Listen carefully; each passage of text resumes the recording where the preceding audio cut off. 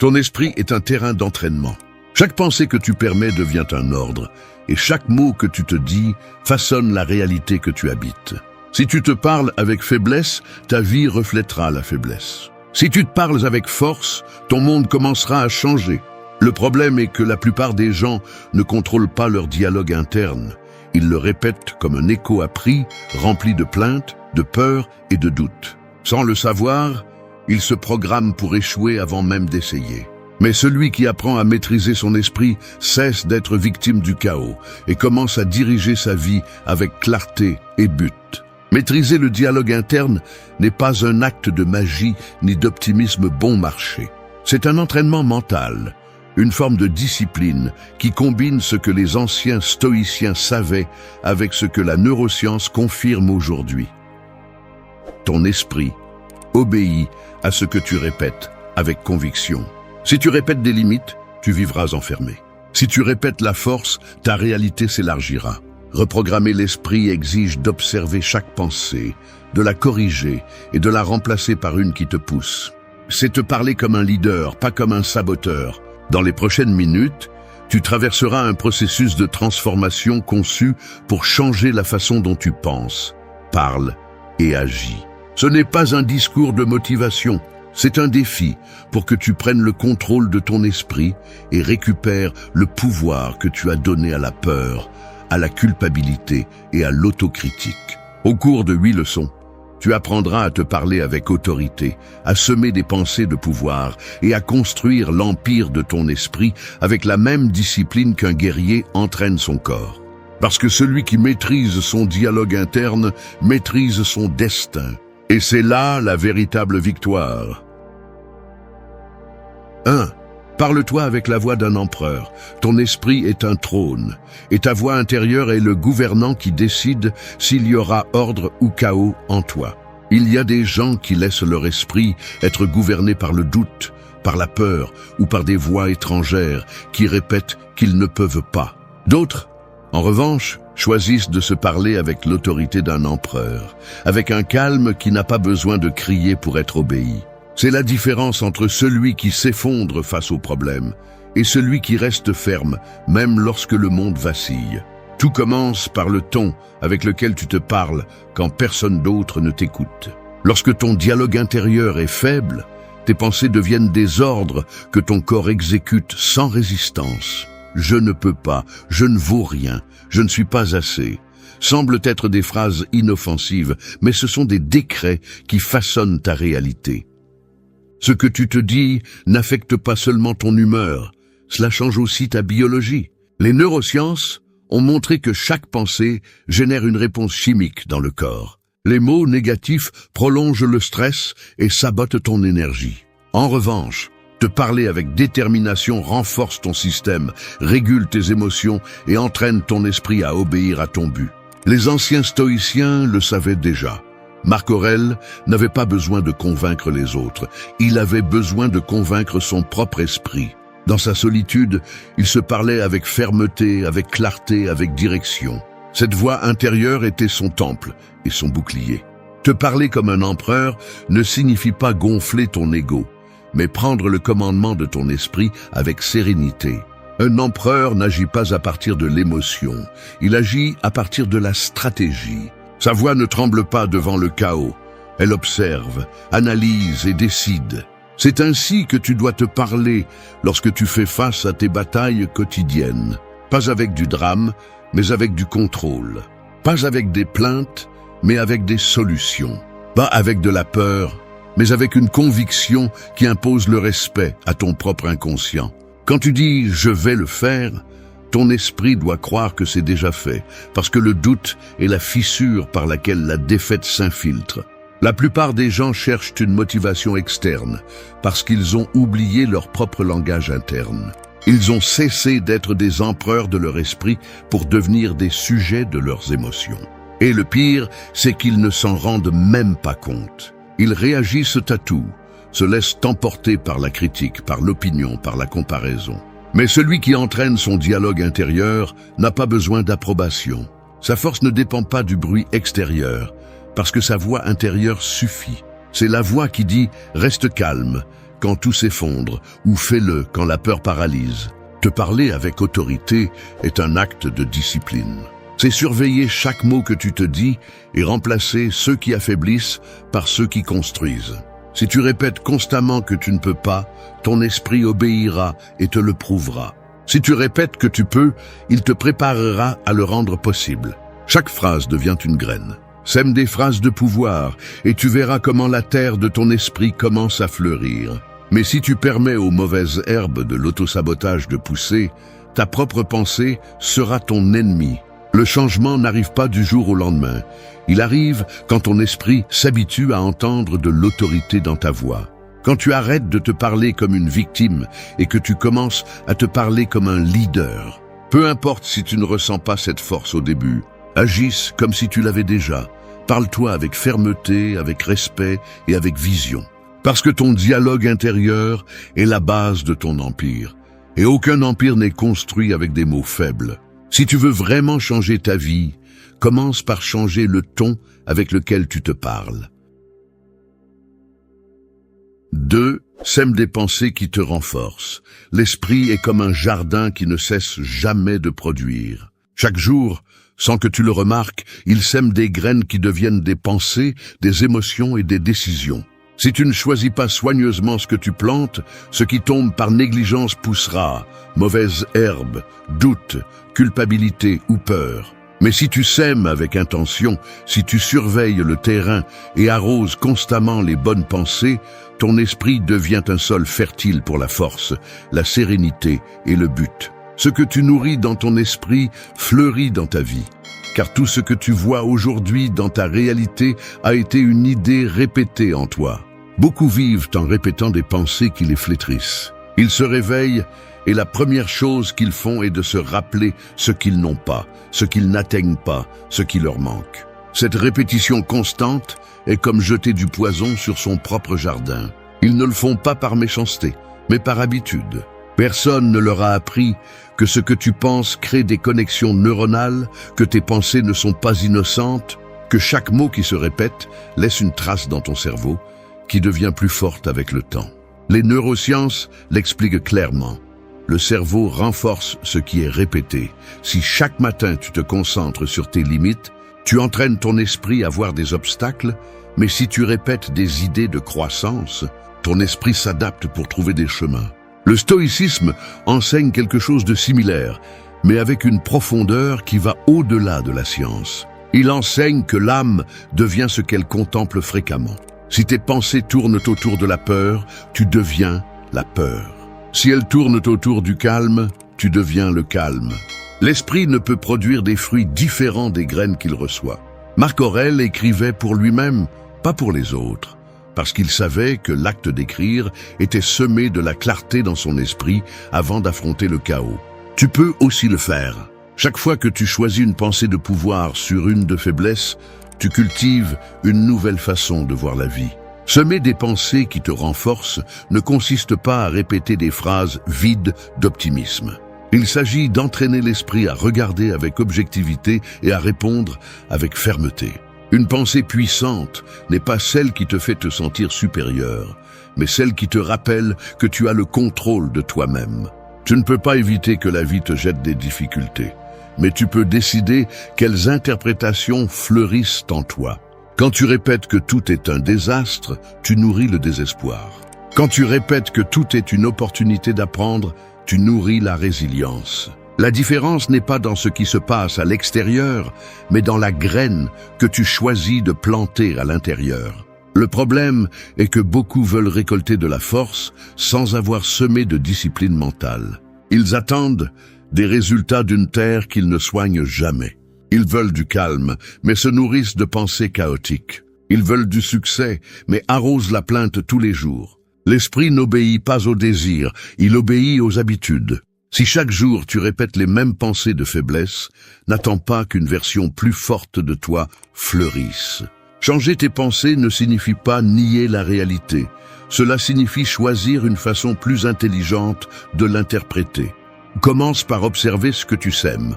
Chaque fois que tu te surprends à dire quelque chose de négatif sur toi ou sur les autres, arrête-toi. Demande-toi si cette pensée construit ou détruit. Ensuite, remplace-la par une idée qui t'élève. Je ne peux pas le faire devient je vais apprendre comment le faire. Je n'ai pas ce que je veux se transforme en je travaille pour l'obtenir. Ce ne sont pas de simples phrases, ce sont des graines de transformation. Et comme tout jardin, cela nécessite du temps, de la patience et des soins constants. Ton esprit grandira dans la direction de tes pensées. 3. Maîtrise tes réactions, pas ton environnement. Le feu ne choisit pas ce qu'il brûle, mais toi, tu peux décider si tu brûleras avec lui ou si tu l'utiliseras pour te forger. La vie est pleine de provocations, d'injustices et de moments qui te poussent à perdre le contrôle. Cependant, la véritable force ne réside pas dans la domination du monde, mais dans le gouvernement de l'esprit qui l'interprète. Tu peux avoir du pouvoir, de l'intelligence ou de l'influence, mais si tu ne contrôles pas tes réactions, tu restes esclave de l'extérieur. Chaque fois que quelqu'un t'irrite, chaque fois qu'une situation te perturbe, tu es face au miroir le plus honnête de ta propre maîtrise intérieure. L'environnement n'a jamais été le problème. Le problème est la façon dont tu y fais face. Les gens pensent que leur calme dépend du fait que les choses se passent bien, mais la sérénité ne naît pas de l'ordre extérieur. Elle naît de l'autocontrôle. Les stoïciens l'ont mieux compris que quiconque.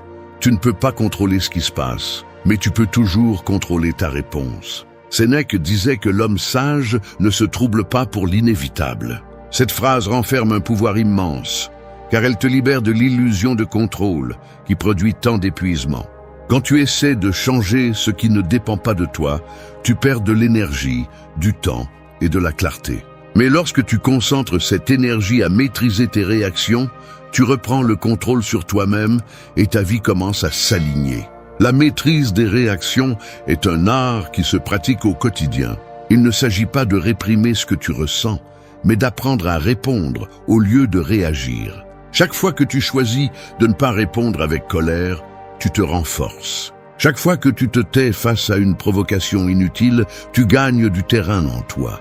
Cela ne signifie pas que tu deviens indifférent, mais que tu comprends que ta paix vaut plus qu'une dispute. Lorsque tu parviens à rester calme, alors que tout autour de toi essaie de te briser, tu deviens quelqu'un d'impossible à manipuler. L'esprit ne s'entraîne pas dans les moments faciles, il s'entraîne dans les moments chaotiques. C'est là que se mesure ta discipline. Quand quelqu'un te manque de respect et que tu gardes ton calme, quand la vie te frappe et que tu choisis de ne pas abandonner, tu montres ta maîtrise.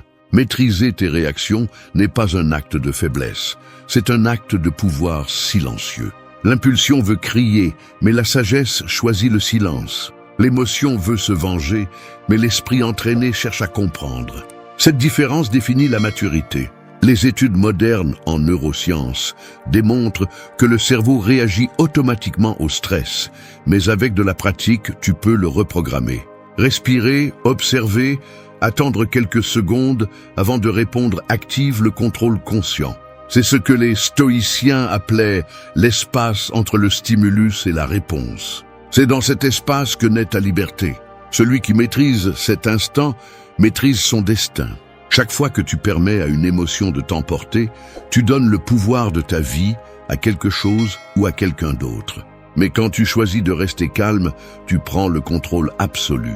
C'est dans cet autocontrôle que la sagesse fleurit.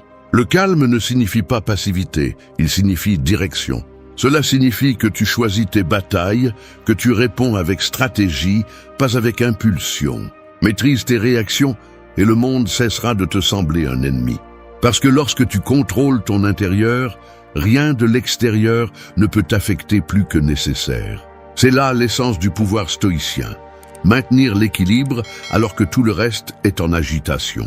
Tu n'es pas le feu qui détruit, tu es le feu qui transforme. Et quand tu comprends cela, rien ni personne ne peut éteindre ta paix. 4. Utilisez les épreuves comme entraînement. Chaque obstacle que vous rencontrez est une salle de sport invisible.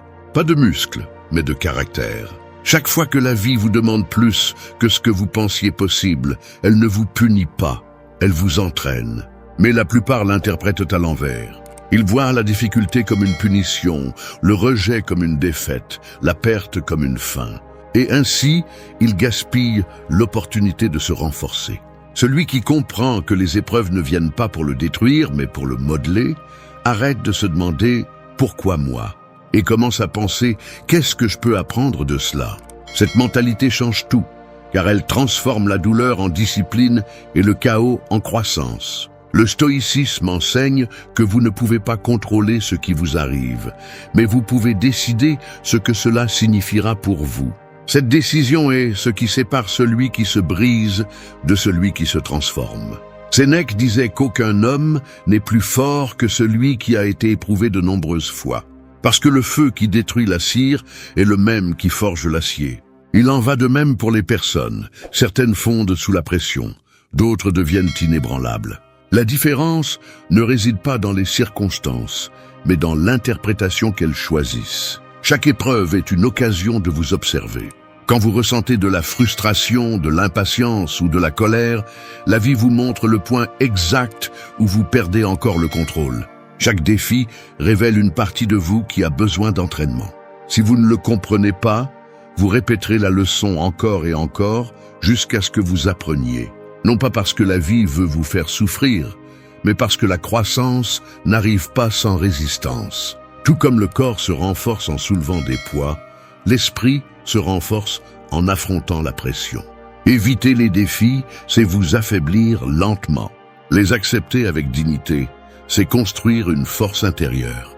Utiliser les épreuves comme entraînement ne signifie pas sourire face à la douleur, mais garder la clarté pendant que vous la traversez.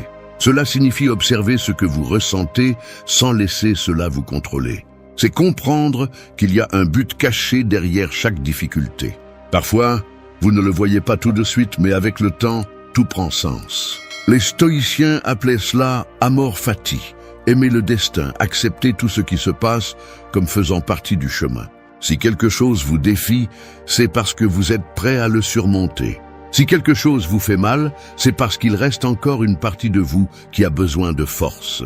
Pensez à chaque épreuve comme à une forge. Chaque coup est une occasion de vous modeler en quelqu'un de plus sage, de plus calme, de plus ferme. Vous n'avez pas besoin que la vie soit plus facile, vous avez besoin de devenir plus fort. Et cette force ne se développe pas en lisant des phrases motivantes, mais en affrontant ce que vous craignez, en supportant ce qui vous dérange et en apprenant à rester calme lorsque tout devient incertain. À ce moment-là, lorsque vous choisissez de ne pas abandonner, vous construisez la version la plus puissante de vous-même. La prochaine fois que la vie vous mettra à l'épreuve, ne vous enfoncez pas dans la plainte. Respirez, observez, répondez. Demandez-vous ce que cette situation essaie de vous enseigner. Peut-être de la patience, peut-être de l'humilité, peut-être de l'autocontrôle. Ne cherchez pas à échapper, cherchez à comprendre. Lorsque vous adoptez cette mentalité, vous cessez d'être une victime des circonstances et vous devenez un apprenti de la vie. Chaque jour, chaque difficulté devient une partie de votre entraînement. 5. Fais de tes paroles une action. Les paroles sans action sont comme des épées sans tranchant. Elles ont l'air bien, mais ne coupent rien. La plupart se contentent du discours, de promesses qui sonnent fort, mais qui s'évanouissent au premier obstacle. Ils disent qu'ils vont changer, que cette fois-ci sera différente, qu'ils vont s'améliorer, mais ils ne font pas un seul pas en avant. Les paroles peuvent inspirer, mais seuls les actes transforment. Ce qui sépare celui qui évolue de celui qui stagne, c'est la cohérence entre ce qu'il dit et ce qu'il fait. Parler avec détermination sans agir est une auto-tromperie, une tentative d'apaiser la conscience sans s'engager dans une action réelle. Dans le stoïcisme, la vertu ne se mesure pas par ce que l'on pense, mais par ce que l'on fait de cette pensée. Épictète le résumait par une phrase puissante « N'explique pas ta philosophie, vis-la ». C'est l'essence de la maîtrise personnelle. Tu peux lire tous les livres de sagesse, répéter des phrases motivantes ou étudier les enseignements des grands philosophes, mais si tu ne les appliques pas au quotidien, ils ne servent à rien. La connaissance sans pratique n'est que de l'information accumulée, et l'esprit qui n'agit pas devient une prison de théorie. L'action est la véritable forme de pensée. Quand tu fais ce que tu dis, tu entraînes ton esprit à obéir à ta parole. Tu lui apprends que tes décisions ne sont pas négociables. C'est la base de la discipline. Tenir les promesses que tu te fais, même quand tu n'en as pas envie. Beaucoup attendent de se sentir motivés pour agir. Mais les hommes qui obtiennent des résultats n'agissent pas par motivation, ils agissent par engagement. La motivation fluctue, la discipline reste. Et chaque fois que tu tiens ta parole, ton esprit apprend à te faire confiance et ton caractère se renforce. Parler moins et faire plus est aussi un acte d'humilité. Tu n'as pas besoin d'annoncer tes plans au monde, tu as besoin de les prouver par des actes. Les actions silencieuses crient plus fort que n'importe quel discours. Dans un monde où tout le monde cherche l'attention, la cohérence est devenue une forme de respect de soi. Parce que quand tu dis « je le ferai » et que tu le fais, tu deviens quelqu'un de fiable, pas seulement pour les autres, mais pour ton propre esprit. Chaque action cohérente envoie un message à l'inconscient. Je peux compter sur moi. Cette confiance interne vaut plus que n'importe quelle approbation externe. Si tu as l'habitude de dire et de ne pas faire, ton esprit cesse de croire en toi et chaque tentative future semble plus difficile. Mais quand tu tiens parole, même dans les petites choses, tu deviens ton propre exemple. Tu commences à agir avec plus de précision, plus de concentration, plus de détermination. Fais de tes paroles des ordres, pas des ornements. Si tu dis que tu vas te lever tôt, lève-toi. Si tu dis que tu vas changer une habitude, change-la. Si tu dis que tu vas avancer, avance. Et peu importe si c'est lentement, l'important est de bouger. Les paroles créent une direction, mais l'action construit un chemin. Sans action, tout objectif pourrit dans l'intention. La parole est un engagement envers ton destin. Si tu l'utilises à la légère, ta vie deviendra instable. Mais si tu la traites avec respect, ta réalité se mettra en ordre. Parce que ce que tu dis et fais construit ton identité. Ne parle pas de ce que tu vas faire, fais-le. Ne dis pas qui tu veux être, sois-le. L'action n'a pas besoin d'applaudissements, parce que les faits parlent d'eux-mêmes. Et quand tes paroles deviennent action, ta vie cesse d'être un discours et devient un héritage. 6. Prends soin de ton énergie face à ce qui n'apporte rien. Ton énergie est comme une pièce de monnaie que tu ne peux dépenser qu'une fois par jour. Certains l'investissent pour construire leur vie, d'autres la gaspillent dans des batailles inutiles. Chaque pensée, conversation et préoccupation en consomme une partie. C'est pourquoi certaines personnes arrivent à la fin de la journée vidées, non pas parce qu'elles ont beaucoup fait, mais parce qu'elles se sont épuisées dans ce qui ne méritait pas d'attention. Prendre soin de ton énergie ne signifie pas t'isoler du monde. Cela signifie avoir l'intelligence de choisir où tu mets ton focus. Ce que tu nourris grandit et ce que tu ignores s'affaiblit. Si tu te mêles constamment de conflits, de comparaisons ou de distractions, tu finances ton propre épuisement. L'esprit, comme un moteur, ne s'arrête jamais, mais c'est toi qui décides où le diriger. Chaque fois que tu réponds à une provocation ou que tu te préoccupes de ce que tu ne peux pas contrôler, tu épuises ta force. Les stoïciens parlaient de la dichotomie du contrôle, la capacité de distinguer ce qui dépend de toi et ce qui ne dépend pas. La plupart des gens souffrent parce qu'ils ignorent cette différence. Ils essaient de changer l'extérieur tout en négligeant l'intérieur. Ils dépensent de l'énergie à convaincre, à discuter ou à prouver, alors qu'ils pourraient te l'utiliser pour avancer, créer et grandir. Prendre soin de ton énergie, c'est prendre soin de ton équilibre mental. C'est choisir le silence quand tu sais que parler ne changera rien et te retirer quand quelque chose vole ta paix. Le monde moderne te pousse à te disperser. Les notifications, les réseaux, les opinions des autres, tout est conçu pour fragmenter ton attention. Mais la maîtrise personnelle se construit sur la capacité à te concentrer sur l'essentiel. Si tu ne protèges pas ton énergie, n'importe qui peut la diriger pour toi. Tu laisses l'extérieur dicter ton état intérieur et tu finis par être l'esclave de stimuli que tu ne contrôles pas. L'esprit entraîné, en revanche, choisit ses batailles. Il ne répond pas à tout, il ne s'engage pas avec tout le monde. Il n'explique pas ce qui n'a pas besoin d'explication. Il garde sa force pour ce qui compte vraiment. Prendre soin de ton énergie, c'est aussi savoir dire non. Non aux personnes qui n'apportent que du drame, non aux pensées qui te sabotent, non aux habitudes qui te drainent. Chaque non est une affirmation de pouvoir, car il te rappelle que tout ne mérite pas ton attention. L'énergie est limitée, et la dépenser dans ce qui n'ajoute rien est une forme de trahison envers toi-même. Tu n'es pas obligé de tout résoudre ni de porter les problèmes des autres. L'équilibre n'est pas de l'égoïsme, c'est de la survie mentale. En pratique, prendre soin de ton énergie implique 3 choses. Filtrer ce que tu consommes, limiter ce que tu tolères et prioriser ce qui t'élève. Tu filtres ce que tu vois, lis ou entends parce que tu sais que l'esprit absorbe ce qu'il reçoit. Tu limites ce que tu tolères parce que ta paix n'a pas de prix. Et tu priorises ce qui t'élève parce que tu comprends que ton énergie se multiplie lorsque tu fais ce qui te rapproche de ton but. Il ne s'agit pas d'avoir plus de temps, mais de l'utiliser mieux. L'énergie est le carburant de l'âme. Si tu la gaspilles dans le trivial, tu resteras vide pour l'essentiel. Mais si tu la diriges vers ce qui te renforce, ta vie devient plus claire, plus concentrée et plus puissante. Les personnes sages ne sont pas celles qui font le plus de choses, mais celles qui savent dans quoi il vaut la peine de s'impliquer. Prends soin de ton énergie comme d'un trésor, parce que c'est ce qu'elle est. Chaque pensée que tu choisis de nourrir, chaque conversation à laquelle tu décides de participer, chaque situation dans laquelle tu choisis de rester ou de partir, définit l'état de ton esprit. 7. Forge ta constance chaque jour. La grandeur ne se construit pas en un seul acte, mais dans la répétition silencieuse de ce qui est correct. C'est comme le marteau qui frappe le fer encore et encore, jusqu'à ce qu'il prenne forme. Chaque jour où tu accomplis ce que tu as dit que tu ferais, même si personne ne te voit, tu forges une version plus forte de toi-même.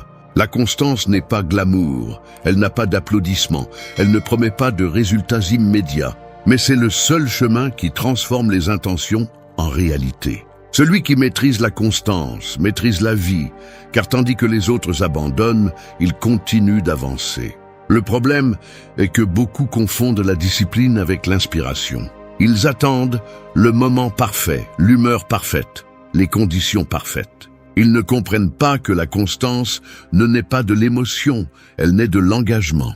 Un jour, tu t'entraînes avec envie, un autre sans, mais tu t'entraînes quand même. Un jour, tu as de la clarté, un autre, tu es plein de doutes, mais tu continues. C'est l'essence de la force mentale. La constance ne consiste pas à bien faire tout le temps, mais à ne pas s'arrêter lorsque l'enthousiasme s'éteint. Les stoïciens le savaient. Marc Aurèle se levait chaque matin en se rappelant qu'il devait agir, même si le corps résistait. Il comprenait que le devoir ne dépend pas du désir, mais du but. Forger la constance, c'est entraîner l'esprit à obéir, non à l'impulsion, mais à la décision. C'est se lever quand tu pourrais rester endormi, te concentrer quand la distraction appelle, rester ferme quand personne ne t'exige de le faire. L'esprit humain cherche le confort, mais le confort est l'ennemi de la croissance. Plus tu répètes l'effort, plus la discipline devient naturelle. Le muscle de la constance grandit avec la pratique, pas avec la théorie. Et chaque jour que tu choisis d'agir au lieu d'attendre, tu renforces ce muscle invisible qui soutient ton caractère. La constance nécessite aussi de la patience. Tu ne peux pas planter une graine aujourd'hui et exiger le fruit demain. Chaque effort a un processus, et celui qui ne comprend pas cela abandonne avant de voir les résultats. L'esprit impatient se sabote, mais l'esprit entraîné fait confiance au temps. Lorsque tu répètes une action avec intention, le progrès peut ne pas être visible au début, mais il se produit en toi. La constance te façonne en silence, te donne de la fermeté, t'apprend à résister à l'ennui, au doute et à la fatigue. Dans le monde actuel, où tout est recherché rapidement, être constant est une forme de rébellion. Tout le monde veut un succès immédiat, mais personne ne veut soutenir le processus. C'est pourquoi ceux qui persistent finissent par se démarquer. Non pas parce qu'ils sont plus talentueux, mais parce qu'ils ne s'arrêtent pas. Chaque pas compte, même les plus petits. L'avancement lent est aussi un avancement, et bien souvent c'est le plus sûr. Celui qui reste ferme lorsque les autres se dispersent finit par conquérir ce qui semblait impossible. La constance ne s'impose pas, elle se construit.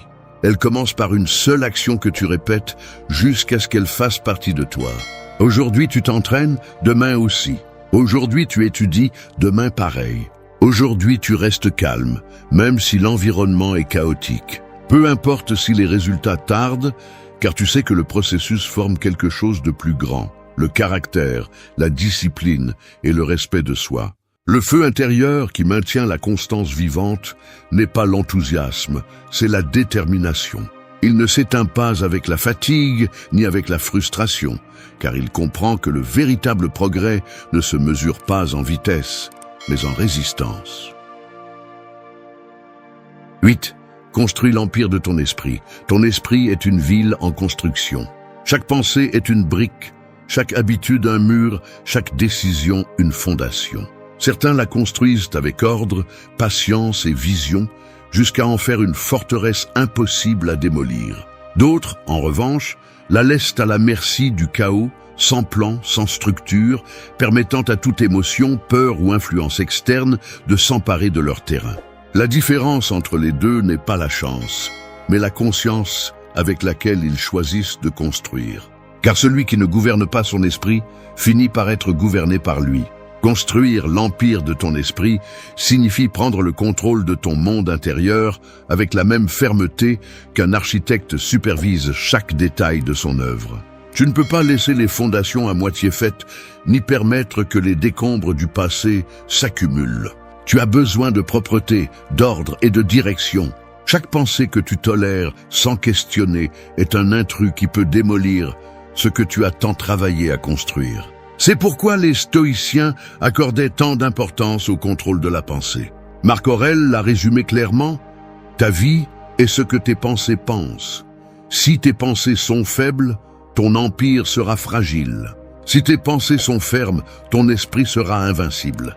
L'empire mental se construit en silence, avec de petites actions mais cohérentes. Il ne se lève pas du jour au lendemain, ni avec des discours. Il se construit lorsque tu choisis de rester calme face à la provocation, lorsque tu continues à avancer malgré la fatigue, lorsque tu rejettes des pensées inutiles qui te dominaient auparavant. Chaque acte d'autocontrôle est une brique dans ce mur intérieur qui te sépare du chaos. Il n'y a pas d'architecture plus puissante qu'un esprit discipliné, car rien d'extérieur ne peut démolir ce qui a été consolidé à l'intérieur. Mais cet empire ne concerne pas la froideur ni l'arrogance. Il s'agit d'équilibre. Tu ne peux pas gouverner ton esprit si tu es en guerre avec toi-même. Tu dois apprendre à te connaître, à accepter tes ombres et à les transformer en force.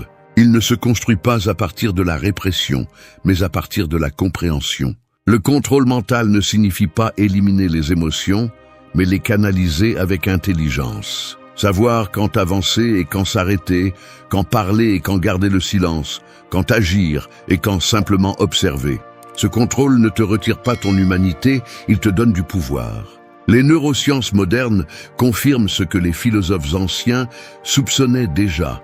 Ton cerveau change avec ce que tu pratiques. Si tu entraînes le calme, il se renforce. Si tu pratiques la plainte, elle devient ton reflet. Chaque pensée répétée reconfigure ton esprit, comme un architecte qui façonne un nouveau design. Tu ne peux pas construire la grandeur avec des pensées pauvres. Tu ne peux pas aspirer à la liberté si ton esprit est dominé par la peur. C'est pourquoi construire ton empire mental nécessite discipline, vigilance et but. Construire l'empire de ton esprit est un acte de pouvoir silencieux. Personne d'autre ne peut le faire pour toi. Il n'y a pas d'architecte externe, pas d'outils étrangers, seulement ta volonté et ta discipline. Chaque jour, tu peux choisir entre construire ou démolir. Si tu te parles clairement, si tu contrôles tes pensées, si tu alignes tes actions avec tes principes, ton esprit deviendra une forteresse capable de résister à n'importe quelle tempête. Et lorsque tu y parviens, le monde extérieur cesse de t'intimider, car tu sais que ton véritable royaume n'est pas à l'extérieur, mais à l'intérieur de toi. Là où règne le calme, la clarté et la force de celui qui a appris à dominer son propre empire. Merci d'être resté jusqu'à la fin de la vidéo. Si vous avez tout vu, commentez « Je suis stoïcien » comme notre signe secret, indiquant que vous êtes un véritable apprenant du stoïcisme. N'oubliez pas de vous abonner et de liker la vidéo si elle vous a plu. Rendez-vous dans la prochaine vidéo et rappelez-vous, le silence n'est pas une absence, c'est un pouvoir contenu. C'est la pause avant l'impact, la respiration avant le coup. Dans un monde qui parle sans réfléchir et réagit sans mesurer, Celui qui maîtrise le silence n'est pas faible, il est dangereux. Parce que le véritable contrôle ne se démontre pas en criant, il se démontre avec calme. Lorsque tu choisis de ne pas répondre, lorsque tu t'arrêtes avant d'exploser, lorsque tu observes au lieu d'expliquer, tu deviens maître de toi-même. Le bruit du monde t'exige de bouger, d'opiner, de répondre, de prouver que tu existes. Mais le silence t'enseigne quelque chose de plus profond. Tu n'as pas besoin d'être compris par tout le monde, seulement par toi-même. C'est dans le silence que l'esprit s'aligne, où les pensées cessent d'être des ennemis et deviennent des alliés. Les stoïciens le savaient bien. Marc Aurèle écrivait que le calme est invincible lorsqu'il naît de la maîtrise intérieure. Sénèque affirmait que celui qui réagit sans réfléchir devient esclave de ses émotions. Le silence, donc, n'est ni une fuite ni une lâcheté, c'est une stratégie. C'est regarder le chaos et décider de ne pas lui appartenir. Cette vidéo ne prétend pas romantiser le silence, mais te rappeler que ta plus grande force vit en lui. Lorsque tu choisis de te taire, tu choisis de penser. Lorsque tu choisis de disparaître, tu choisis de te reconstruire. Lorsque tu choisis le calme, tu choisis la liberté. Parce qu'au final, le véritable pouvoir n'est pas dans ce que tu dis, mais dans ce que tu es capable de taire sans te perdre. Ici commence le voyage vers ce domaine invisible, le pouvoir transformateur du silence. 1. Tais-toi quand tout te pousse à réagir. Imagine-toi face à un incendie. Les flammes avancent, la chaleur t'étouffe, et chaque partie de toi veut courir, crier, agir sans réfléchir. Mais le véritable pouvoir n'est pas de bouger par instinct, mais de rester calme pendant que tout brûle. C'est ainsi que fonctionne l'esprit quand quelqu'un essaie de te provoquer ou de te pousser à réagir. Chaque mot, chaque geste ou provocation externe est une étincelle cherchant à allumer ton feu intérieur. Si tu réponds immédiatement, tu perds le contrôle, mais si tu choisis de te taire, tu maîtrises la situation, tu maîtrises ton esprit. Le silence n'est pas soumission, c'est stratégie.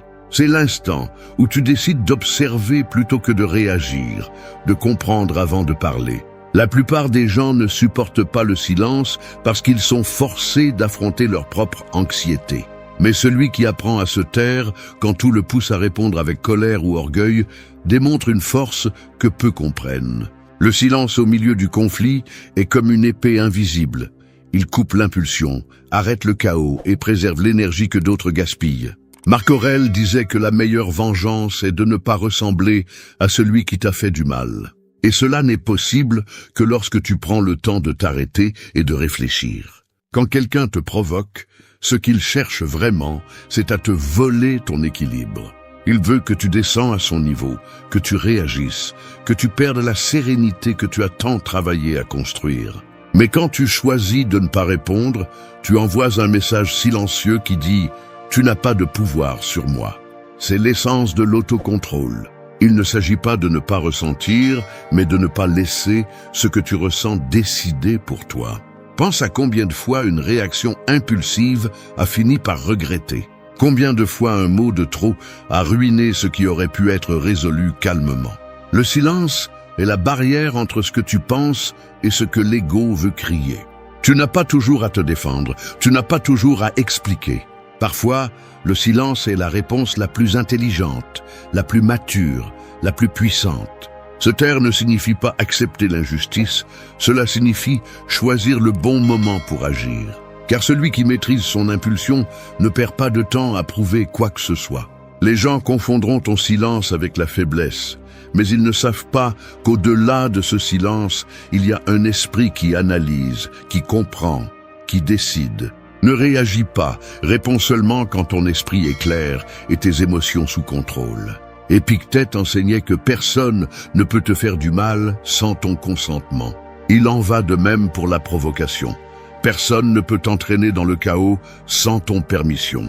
Quand tu te tais, tu brises le cycle. Tu n'alimentes pas le conflit. Tu ne gaspilles pas d'énergie. Tu apprends à observer la scène de l'extérieur, comme un spectateur qui comprend que tout ne mérite pas une réponse. Chaque fois que tu choisis le silence plutôt que l'impulsion, tu renforces ton caractère. Chaque fois que tu refuses de tomber dans le piège de l'orgueil, tu t'élèves au-dessus du bruit. C'est la véritable victoire. Car à la fin, Celui qui apprend à se taire quand tout le pousse à réagir ne devient pas muet, il devient sage. Et la sagesse est toujours reconnue dans le silence de celui qui n'a pas besoin de prouver sa force parce qu'il la maîtrise déjà. 2. Disparaître pour te retrouver. Il y a des moments où le bruit du monde devient si intense que tu n'entends plus ta propre voix. Tout se mélange, les opinions, les attentes, les comparaisons, les exigences. C'est comme si tu vivais entouré de 1000 écrans allumés en même temps, chacun essayant de te dire qui tu devrais être. Au milieu de ce chaos, l'esprit se fatigue, l'âme se disperse, et ce que tu es vraiment se dilue. Disparaître alors n'est pas fuir, c'est revenir à l'origine. C'est éteindre le bruit pour te rappeler ce qui résonne en toi lorsque tout l'extérieur cesse de crier. Disparaître est un acte de pouvoir. C'est regarder autour de toi et comprendre que tu n'as pas besoin d'être présent partout, de répondre à tous les messages, ni de plaire à tous les visages. C'est fermer la porte du monde pour un instant, pour ouvrir la porte de ton intérieur. Lorsque tu t'éloignes, tu commences à remarquer que beaucoup de choses qui te préoccupaient ne t'appartenaient pas. Elles étaient le reflet d'autres esprits, des désirs étrangers, des pressions que tu n'as jamais demandé à porter. Et c'est dans ce silence volontaire que tu commences à distinguer l'essentiel du superficiel. Le philosophe Sénèque disait que rien n'appartient vraiment à celui qui vit distrait. Disparaître est la façon la plus honnête de revenir à ce qui est à toi, ton énergie, ton but, ta clarté. Dans la solitude, l'esprit s'éclaircit, le corps se calme, et ce qui semblait urgent perd son poids. C'est là que tu découvres que beaucoup de batailles que tu menais étaient inutiles, que la moitié des problèmes que tu croyais avoir n'étaient que le produit de l'épuisement. T'éloigner n'est pas abandonner, c'est recharger ton âme pour revenir avec direction et force. La plupart craignent de rester seuls parce que dans ce silence, ils rencontrent ce qu'ils ont évité de regarder. Insécurité, blessures, pensées qui font mal. Mais c'est précisément le but du retrait. Disparaître pour te retrouver implique de traverser ce territoire intérieur où tu ne peux pas te mentir. C'est regarder tes ombres et tes contradictions sans fuir. Marc Aurèle écrivait que personne ne peut fuir de lui-même et que l'esprit a besoin d'un retrait intérieur plus que de tout autre lieu physique. C'est pourquoi, lorsque tu décides de te déconnecter du bruit, tu n'échappes pas au monde, tu entres en toi. Disparaître, c'est aussi choisir tes batailles. C'est comprendre que tout ne mérite pas ton attention, que tous les conflits ne nécessitent pas ta réponse. La société moderne te fait croire que si tu n'es pas visible, tu n'existes pas. Mais la vérité est le contraire. Quand tu disparais un moment, c'est là que tu commences vraiment à exister. Tu commences à t'écouter, à te sentir, à comprendre ce qui te motive et ce qui t'épuise. Tu commences à vivre depuis la conscience, pas depuis l'obligation. Beaucoup craignent le silence parce qu'ils ne savent pas qui ils sont sans les autres. Mais celui qui apprend à être seul devient invincible. Non pas parce qu'il n'a besoin de personne, mais parce qu'il ne dépend plus de personne pour se sentir complet. Dans cet espace intime, tu découvres la liberté qui naît de ne devoir rendre de compte qu'à ta propre conscience. Quand tu reviens du silence, tu reviens différent. Pas avec plus de bruit, mais avec plus de présence. Les gens remarqueront le changement même si tu ne dis rien, parce que le calme se perçoit, la paix se ressent et la force intérieure n'a pas besoin de crier pour être reconnue. Disparaître est la façon la plus sage de revenir à toi. Et celui qui ose le faire découvre qu'il n'était jamais perdu. Il était juste entouré de trop de bruit pour s'écouter. 3. Fais de la tranquillité ton bouclier. Pense à la mer après une tempête. Les vagues continuent de bouger, mais plus avec fureur, mais avec un rythme serein, constant, sage. Ainsi doit devenir ton esprit après le chaos, non pas mort, mais calme, en équilibre. La tranquillité ne consiste pas à ne pas ressentir, mais à ne pas laisser ce que tu ressens te détruire. Lorsque tu apprends à faire de la tranquillité ton bouclier, rien d'extérieur ne peut facilement te renverser. Car tu as trouvé en toi un terrain solide, où le bruit n'entre pas. La plupart des gens réagissent rapidement à toute provocation parce qu'ils ont été éduqués pour survivre, pas pour penser. Mais celui qui entraîne son esprit à rester serein face à l'inattendu apprend que la tranquillité est plus puissante que tout argument. Il ne s'agit pas de nier l'émotion, mais de la diriger avec intelligence. La tranquillité est comme un bouclier invisible qui te protège de ce que tu ne peux pas contrôler. Quand la colère, l'envie ou la peur essaient de te traverser, la sérénité les désarme avant qu'ils ne touchent ton esprit. Épictète enseignait que le pouvoir n'est pas dans ce qui se passe, mais dans la façon dont tu réagis à ce qui se passe. Si tu te troubles pour tout, n'importe qui pourra te dominer. Mais si tu apprends à garder ton sang-froid, même lorsque le monde semble se briser, tu deviens une forteresse. Non pas parce que tu ne ressens pas, mais parce que tu sais quand répondre et quand rester silencieux. La tranquillité n'est pas passivité, c'est une décision consciente. C'est regarder le conflit sans laisser le conflit te dévorer. Pratiquer la tranquillité, c'est entraîner le caractère. C'est résister à l'impulsion de répondre avec colère, d'entrer dans des discussions vaines ou de laisser l'opinion d'autrui déterminer ta paix. C'est savoir que toutes les attaques ne méritent pas de réponse et que toutes les batailles ne valent pas ton énergie. Lorsque tu fais de la tranquillité ton bouclier, tu commences à remarquer quelque chose de curieux. Le bruit du monde cesse de t'affecter autant. Tu n'as plus besoin d'avoir raison, ni de gagner toujours, parce que tu as compris que ta paix vaut plus que toute victoire momentanée. Marc Aurèle disait que l'âme tranquille est plus forte que n'importe quelle tempête. Et il avait raison, les personnes qui vivent de manière réactive s'épuisent, perdent en clarté, deviennent esclaves de leurs émotions. En revanche, ceux qui choisissent la tranquillité voient le tableau complet. Ils ne se précipitent pas, ils ne crient pas, ils ne rivalisent pas avec le bruit. Ils agissent avec précision parce que leur esprit n'est pas obscurci par le chaos. La tranquillité n'est pas une émotion, c'est un mode de vie. Chaque jour, le monde te provoquera à perdre ta sérénité. Le trafic, les commentaires, les injustices, les attentes. Mais dans chaque provocation, il y a une opportunité de te prouver à toi-même que tu es au-dessus de cela. Être calme ne signifie pas être indifférent, cela signifie avoir le contrôle. Celui qui maîtrise sa tranquillité maîtrise son destin, car il n'agit plus par impulsion, mais par intention. Ne cherche pas la tranquillité à l'extérieur, construis-la en toi. N'attends pas que les circonstances soient parfaites pour ressentir la paix, apprends à la maintenir même au milieu du chaos.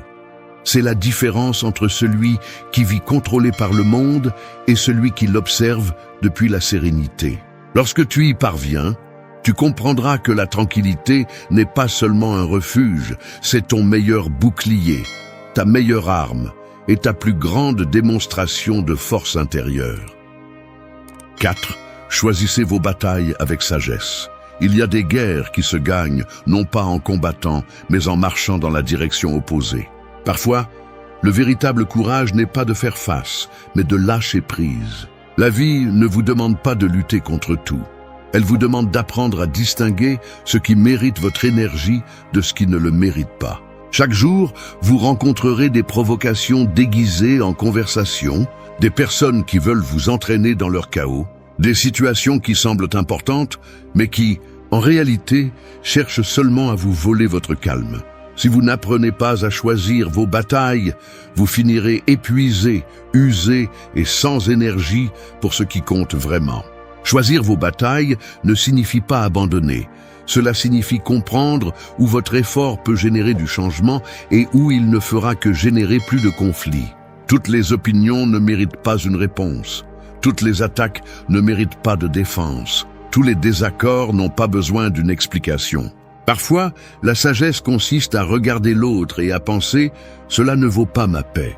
Marc Aurèle disait que gaspiller de l'énergie sur ce que vous ne pouvez pas contrôler, c'est perdre 2 fois. D'abord par le fait, puis par votre réaction. Et combien il avait raison. Nous vivons à une époque où tout le monde pense avoir le dernier mot. Les réseaux sociaux, les discussions, les comparaisons, tout vous pousse à prouver que vous avez raison. Mais le stoïcien ne cherche pas à avoir raison, il cherche à maintenir l'équilibre. La sagesse ne se mesure pas au nombre de batailles que vous gagnez, mais à celles que vous décidez de ne pas mener. Lorsque vous parvenez à maîtriser ce choix, vous découvrez que la force ne réside pas dans l'imposition, mais dans le maintien de la sérénité face à la provocation. Chaque discussion inutile est une fuite d'énergie.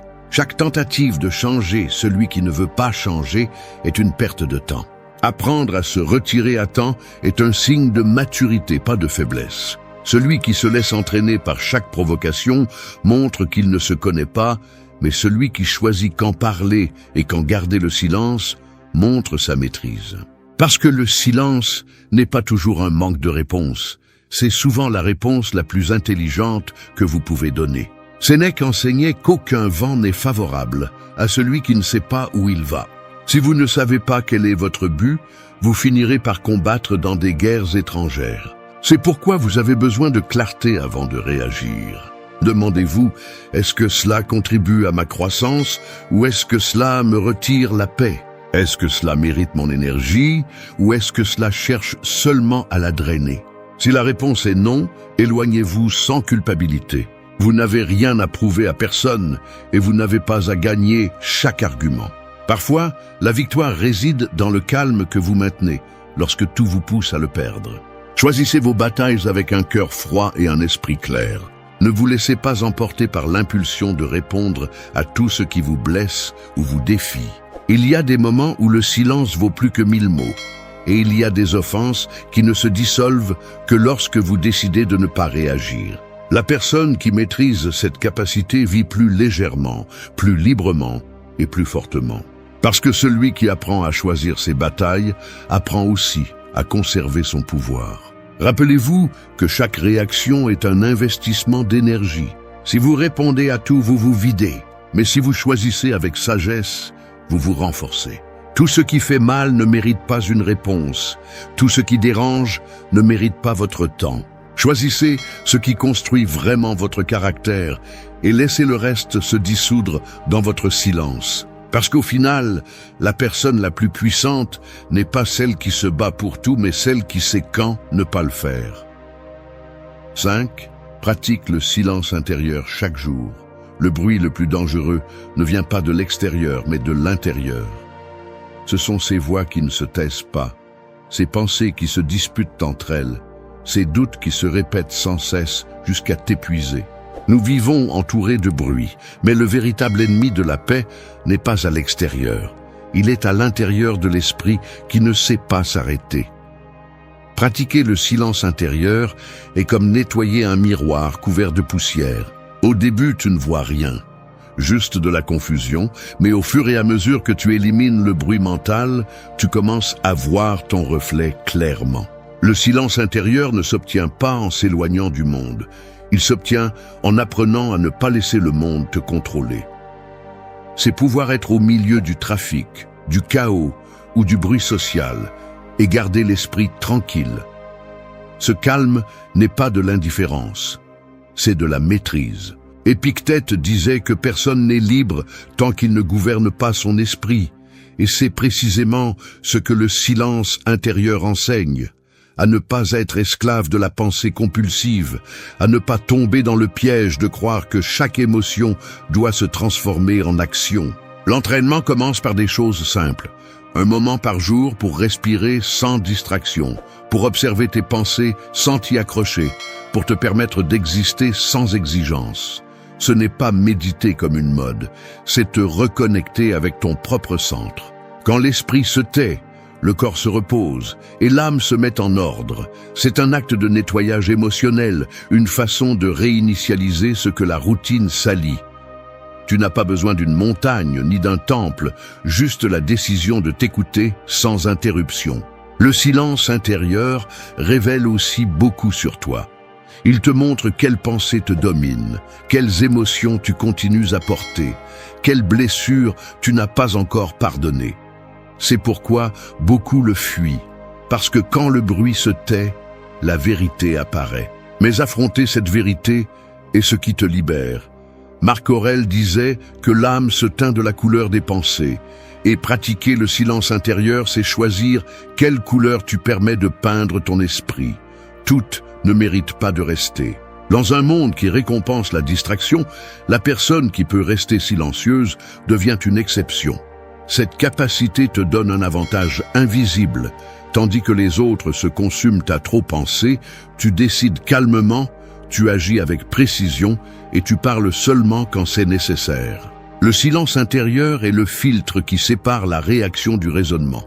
Il t'apprend à répondre avec intention, pas avec impulsion. Chaque fois que tu te sens submergé, que l'anxiété ou la confusion te domine, rappelle-toi ceci. Tu n'as pas besoin de plus de réponses. Tu as besoin de moins de bruit. Tu n'as pas à tout comprendre. Tu as juste à apprendre à t'arrêter. Le silence ne résout pas tout, mais il te donne la lucidité pour savoir quoi faire ensuite. C'est la base de toute clarté mentale et de tout équilibre émotionnel. Avec le temps, tu remarqueras que cette pratique transforme ta vie. Les problèmes continuent, mais ils ne te traînent plus. Les mots durs arrivent, mais ils ne te blessent plus de la même manière. Le calme cesse d'être quelque chose que tu cherches et devient quelque chose que tu es. Pratiquer le silence intérieur chaque jour, c'est entraîner ton esprit à ne pas être victime du bruit du monde. Parce que celui qui maîtrise son silence ne se brise pas, il se renforce. Et quand tu y parviens, tu comprends que l'esprit calme est l'arme la plus puissante qui existe. 6. Libère-toi du besoin d'approbation. Le jour où tu cesseras de chercher l'approbation des autres, tu te sentiras comme un oiseau qui coupe la corde qui le retenait. Au début, il y a le vertige, mais ensuite vient une immense liberté. Pendant des années, on nous a appris à vivre pour plaire, pour être accepté. Chaque décision est mesurée par le regard des autres. Chaque pas est fait avec la peur de décevoir. Mais vivre en fonction de l'approbation, c'est donner les clés de ta paix à quelqu'un qui ne sait pas ce que tu portes en toi. La vraie liberté commence lorsque tu décides de ne pas avoir besoin de la validation de personne pour te sentir complet. Vouloir plaire est humain, mais en dépendre est destructeur. Cela te vole ton authenticité, te force à te conformer à des attentes qui ne sont pas les tiennes et à vivre avec l'anxiété de ne pas être suffisant. L'esprit devient une prison où chaque pensée passe par le filtre du « qu'en dira-t-on ». Sans t'en rendre compte, tu deviens une marionnette du jugement des autres. Et quand tu vis ainsi, toute critique te fait tomber, toute indifférence te blesse. Mais celui qui apprend à se valider de l'intérieur n'a plus besoin d'applaudissements pour se sentir en paix. Épictète disait que si tu cherches l'approbation des autres, tu deviens leur esclave. Il le savait bien. La liberté ne se gagne pas avec des cris, mais avec le détachement. Le détachement de la reconnaissance externe est l'un des plus grands actes de force intérieure. Quand ta valeur cesse de dépendre de l'opinion des autres, le bruit du monde s'éteint. Peu importe s'ils te comprennent, peu importe s'ils t'approuvent, car tu ne vis plus pour convaincre, tu vis pour être. Te libérer de ce besoin implique d'accepter que tu ne plairas pas à tout le monde. Et c'est bien.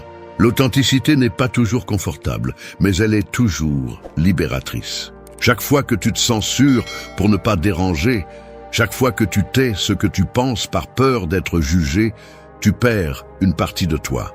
La voie stoïcienne enseigne le contraire. La vertu est d'agir selon tes principes, non selon les applaudissements. Sénèque affirmait que celui qui s'adapte au jugement de la foule se perd dans la masse. Ce n'est que lorsque tu marches fidèle à toi-même que tu commences à vivre avec dignité. Cesser de chercher l'approbation signifie aussi accepter le rejet sans s'effondrer. Tu n'as pas besoin de prouver que tu as de la valeur. Celui qui se connaît vraiment ne cherche pas l'attention, car il sait que sa valeur ne change pas même si le monde ne le voit pas. C'est l'essence de la maîtrise de soi. Faire ce qui est juste, même quand personne ne t'applaudit. Faire ce que tu aimes, même quand personne ne le comprend. Le besoin d'approbation se déguise en courtoisie, en empathie, voire en humilité, mais au fond, c'est de la peur. Peur du rejet, de la solitude, du jugement.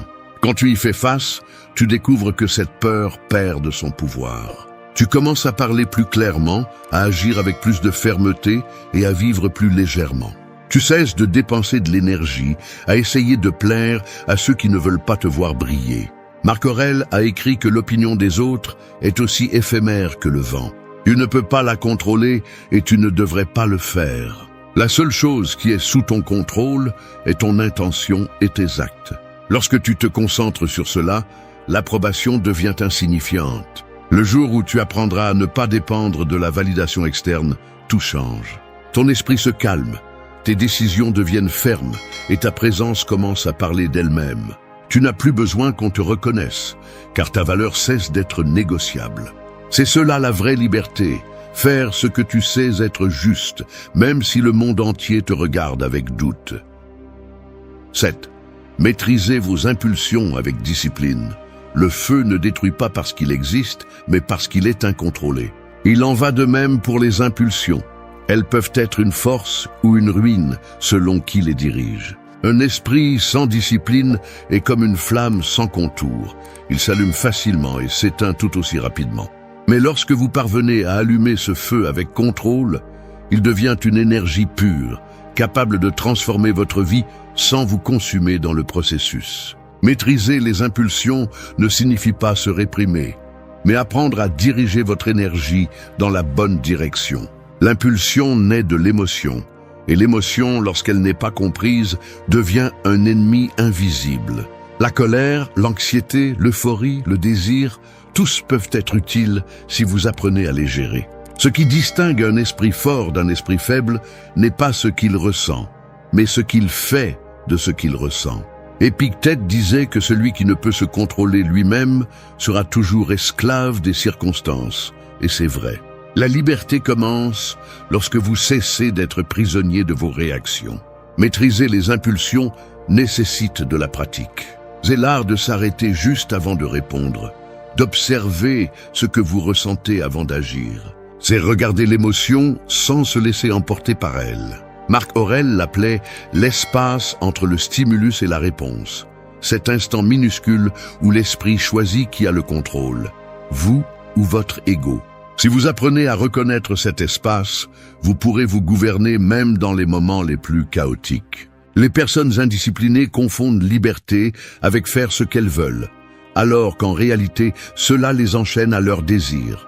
Elles agissent par impulsion, parlent sans réfléchir, décident par émotion, puis se demandent pourquoi leur vie semble être un cycle d'erreurs répétées. La discipline ne vous enlève pas la liberté, elle vous donne une direction. Contrôler les impulsions signifie aussi savoir attendre. Tout ce que vous désirez ne mérite pas d'être immédiat. L'esprit impatient cherche une gratification rapide, mais l'âme disciplinée cherche un but. La différence est dans la vision. L'impulsion veut un soulagement, la discipline veut une croissance. Lorsque vous maîtrisez vos impulsions, vous ne réagissez pas à la vie, vous la concevez. Vous prenez des décisions avec perspective, pas avec de l'adrénaline. Sénèque disait qu'aucun homme n'est libre s'il ne peut se gouverner lui-même. Et c'est là la racine du pouvoir intérieur. Il ne s'agit pas d'être froid, mais d'être conscient.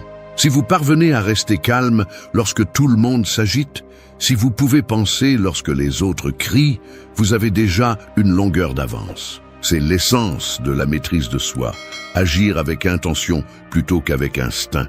Le silence joue également un rôle clé dans ce contrôle. Se taire face à la provocation est un entraînement mental, un acte de force invisible. La discipline ne se voit pas toujours, mais elle se ressent toujours. C'est cette voix qui vous dit « Attends ». Quand tout vous crie, réagis. C'est la capacité de ne pas bouger jusqu'à ce que vous ayez la clarté, de ne pas répondre jusqu'à ce que vous ayez le contrôle. Chaque fois que vous maîtrisez une impulsion, vous renforcez votre caractère. Chaque fois que vous choisissez le calme plutôt que la colère, la patience plutôt que la précipitation, vous façonnez votre esprit pour résister. La véritable force n'est pas de vaincre les autres, mais de se vaincre soi-même. Lorsque vous y parvenez, le bruit extérieur perd de sa puissance et vos décisions commencent à refléter la sagesse plutôt que l'émotion. Maîtriser les impulsions avec discipline n'est pas un objectif, c'est un mode de vie. C'est entraîner l'esprit tous les jours, jusqu'à ce que le silence devienne votre réponse naturelle au chaos. Car au final, l'homme ou la femme qui maîtrise ses impulsions n'a pas besoin de démontrer son contrôle. Il l'irradie. Son calme impose le respect, sa sérénité inspire, et sa force intérieure parle sans prononcer un seul mot. 8. Laisse ton silence parler pour toi. Le tonnerre fait du bruit, mais c'est l'éclair qui laisse une trace. Il en va de même pour les personnes. Beaucoup font du bruit pour être vus, mais seuls ceux qui agissent en silence ont un impact réel. Dans un monde où tout le monde cherche de l'attention, où chaque mot est lancé sans réfléchir, le silence est devenu un langage oublié, mais puissant. Tu n'as pas besoin de crier pour être entendu, ni de t'expliquer pour être compris. Lorsque ta présence est cohérente, lorsque tes actes parlent plus fort que tes mots, le silence devient ton meilleur discours. Laisser ton silence parler pour toi ne signifie pas te retirer ou te cacher. Cela signifie laisser tes actions refléter ce que tu es. La cohérence se perçoit sans bruit. La sérénité, la force, la sécurité, tout cela se ressent sans avoir besoin d'explication. Marc Aurèle disait que la meilleure façon de réfuter quelqu'un est de vivre de telle manière que tes actes contredisent ses paroles. C'est l'essence de cette leçon. Démontrer sans démontrer, gagner sans rivaliser, avancer sans bruit. Le silence communique plus que tu ne l'imagines. Il communique le respect lorsque tu ne réponds pas à la provocation. Il communique la maturité lorsque tu ne te lances pas dans des discussions vaines. Il communique le pouvoir lorsque tu n'as pas besoin de te justifier. Chaque fois que tu choisis de te taire face au conflit, tu envoies un message silencieux. Je ne me rabaisse pas, je ne me fatigue pas, je n'ai pas besoin de défendre ce que je suis déjà. C'est une façon de parler sans mots. Et celui qui maîtrise ce langage apprend à bouger le monde sans avoir besoin de bruit. Le stoïcisme enseigne que le sage ne cherche pas la reconnaissance, il cherche la paix. Et le silence est l'une des formes les plus élevées de sagesse. Non pas parce qu'il t'éloigne du monde, mais parce qu'il te connecte à toi-même. Lorsque tu choisis de te taire et d'observer, tu comprends que tout ne mérite pas une réponse, que toute critique n'a pas besoin de réplique, et que toute offense ne mérite pas d'énergie. Cette compréhension transforme ta façon de te rapporter à la vie. Le silence protège aussi. Tout ne doit pas être partagé, tout ne doit pas être expliqué. Garder tes plans, tes émotions et tes pensées n'est pas de la méfiance, c'est de l'intelligence. Celui qui s'expose trop devient vulnérable à l'opinion des autres. Celui qui garde un silence stratégique conserve son pouvoir. Ce n'est pas un mystère, c'est de l'autocontrôle. Apprendre à garder la bouche fermée lorsque l'ego veut parler est un acte de discipline que peu de personnes arrivent à maîtriser. Sénèque disait que plus tu parles de tes réalisations, plus elles parleront pour toi. À une époque où tout le monde se bat pour l'attention, le silence devient ton avantage. Pendant que les autres parlent, tu construis. Pendant que les autres se justifient, tu avances. Pendant que le monde crie, tu restes serein. Et quand tu parles enfin, tes mots pèsent parce qu'ils naissent du contrôle, pas de l'impulsion. Le silence révèle aussi qui tu es. Il t'apprend à observer comment les autres agissent lorsque tu ne donnes pas d'explication. Celui qui est mal à l'aise avec ton silence montre ses intentions. Celui qui le respecte te comprend.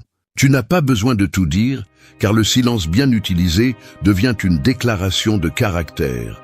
Ce n'est pas du vide, c'est de la présence. Laisser ton silence parler pour toi, c'est comprendre que l'énergie ne se dépense pas à convaincre, mais à construire.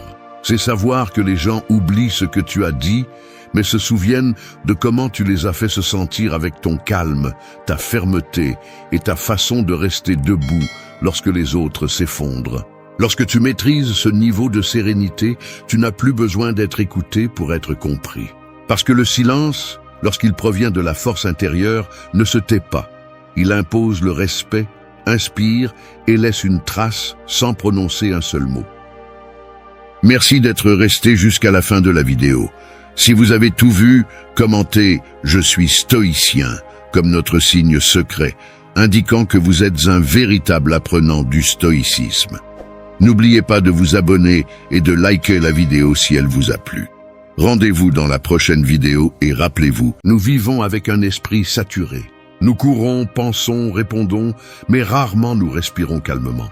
Nous nous sommes habitués à un esprit pollué par l'excès, excès d'informations, de bruit, de comparaison. Et le pire, c'est que nous le voyons désormais comme quelque chose de normal.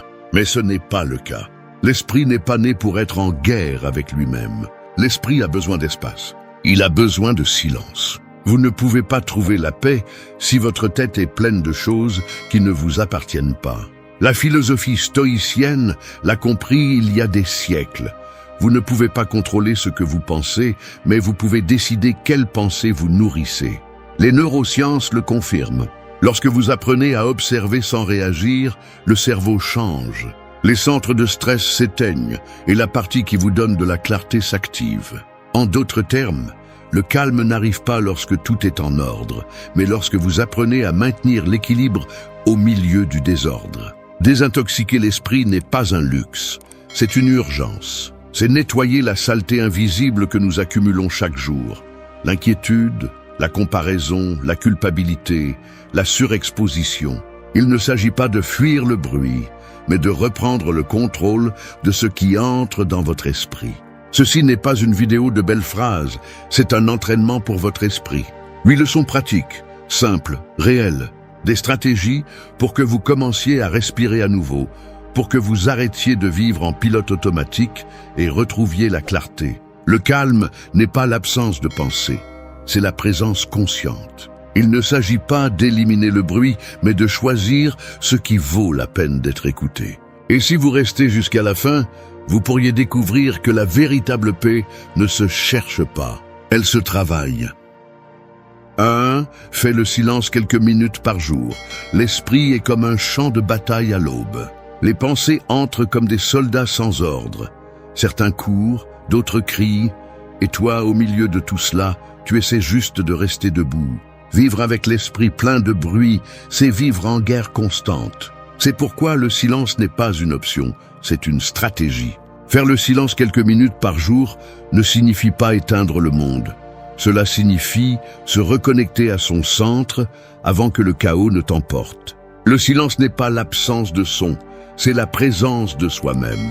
Nous sommes tellement habitués à remplir chaque espace avec des stimuli que nous oublions ce qui se passe lorsque nous ne faisons simplement rien. Mais dans cet instant de quiétude, l'esprit commence à se réorganiser, à nettoyer l'excès de pensée qui s'accumule comme de la poussière invisible. Les neurosciences démontrent que le silence active des régions du cerveau qui régénèrent les connexions neuronales, les mêmes qui s'usent lorsque nous vivons saturés de bruit. C'est comme si le cerveau profitait de cet instant pour respirer. Marc Aurèle disait que personne ne peut se trouver lui-même s'il fuit toujours le silence. Et il avait raison. Celui qui ne supporte pas d'être seul avec ses pensées ne se connaît pas encore. Le silence révèle ce que le bruit cache, tes véritables émotions, tes peurs non résolues, les choses que tu repousses à affronter. Mais il te montre aussi quelque chose de plus important, ta capacité à rester calme sans dépendre de rien d'extérieur. C'est dans ces minutes que ton esprit cesse de réagir et commence à observer. Fais de ce petit rituel une pratique quotidienne. Tu n'as pas besoin d'un temple, ni de musique, ni de bougies. Tu as juste besoin de t'arrêter. Éteins ton téléphone, ferme les yeux et écoute. Au début, le silence est inconfortable, parce que ton esprit cherchera à le remplir, mais si tu persévères, tu remarqueras quelque chose de différent. Le corps se détend, la respiration devient plus profonde, et les pensées perdent de leur force. Elles ne disparaissent pas, mais elles cessent de te dominer. Ce moment de quiétude n'est pas une perte de temps, c'est un gain d'énergie mentale. C'est l'entraînement qui te prépare à affronter la journée sans être emporté par le bruit des autres. Si tu ne trouves pas le temps de faire silence, le silence finira par te trouver sous forme d'anxiété, d'épuisement ou de confusion. Le silence ne punit pas, il nettoie.